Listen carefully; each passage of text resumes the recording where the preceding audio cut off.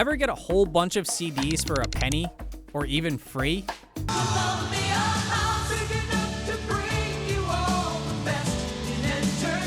Columbia House and the BMG Music Service both offered amazing deals. About 8 CDs at almost no cost to you, then just buy 1 more at full retail price, and you get 3 more for free. Sounds too good to be true, right? How could something like this make money? Remember, it's our secret, so watch your mail for this package from Columbia. You can join these things for a penny, get a bunch of music for almost free, as long as you promise to buy a certain amount of music over the next year or so at regular club prices. That's Larry Miller. He's an NYU professor and music industry vet with a podcast about the industry, Musonomics. The regular price of the CDs that you would buy was the suggested retail price, which was $17.98, $18.98, $19.98, plus shipping and handling for those CDs. Those prices and the shipping costs were key to the club's success. Columbia House, BMG Music, and other clubs utilized a practice called negative option billing.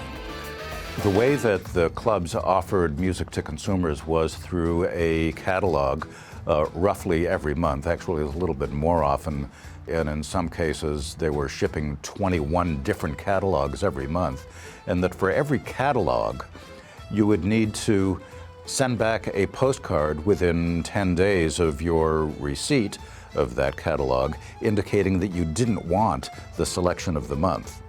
If you didn't do that in time, or if you just forgot, you would be shipped that record, and of course you would be billed for it. Forget to send the card back, and you'd owe the club about $22 for a CD you may not even want. But you still only paid a few bucks shipping on 11 other albums. This still doesn't seem sustainable, especially when retail shops were selling CDs for $14 and up.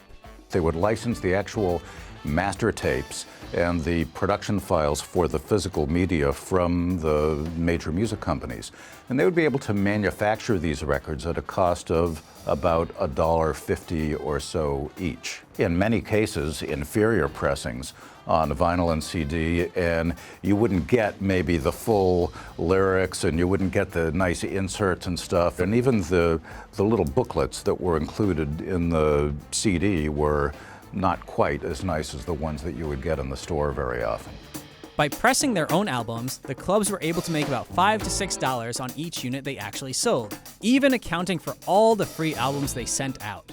As it turns out, that was plenty of margin to operate these businesses, which together were generating about $1.5 billion of revenue, or about 15% of U.S. record industry volume at the peak, which was around 1996 or so for the record clubs.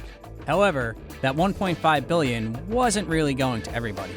The records that you would get for a penny counted as free goods, and that there were no royalties on free goods. It's still unclear today exactly how many of those royalties were paid through to recording artists.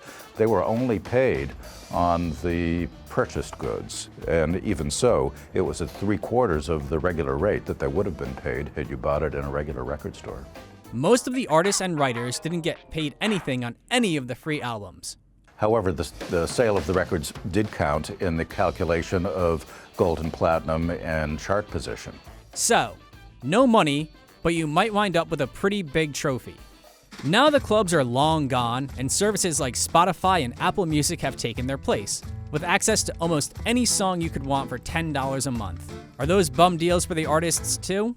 I believe that as streaming takes hold and as smartphone penetration continues to grow the way that it has, and as smart speakers and voice interactivity begins to take hold, that music consumption is going to grow to a level that we just haven't experienced before, even if the amount of money per listen is less than what we were used to getting back in the days of the CD or vinyl record.